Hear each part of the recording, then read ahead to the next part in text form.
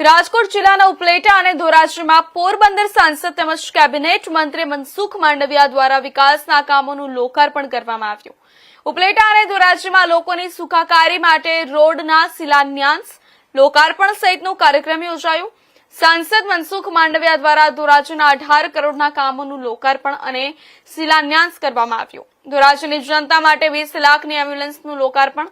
વડાપ્રધાન મોદીએ પબ્લિક ટ્રાન્સપોર્ટેશનની વાત કરી, પેટ્રોલ ડીઝલ કમ ઉપયોગ કરવાની વાત કરી। વડાપ્રધાને દેશને જે સંદેશ આપ્યો છે તેમને આગળ વધારવા ધોરાજીના નાગરિકો તેલની બચતના પ્રયાસો કર્યા છે। પબ્લિક ટ્રાન્સપોર્ટેશનનો વધારો કર્યો છે, તેલની બચત થાય તેવા પ્રયત્ન કરવા જોઈએ।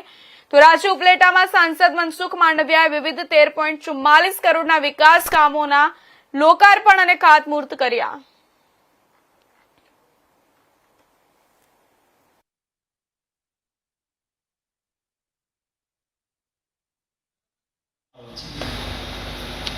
હું એમને લઈને સંપે આટો મારવા ગયો। મેં કહ્યું કે શું તકલીફ છે?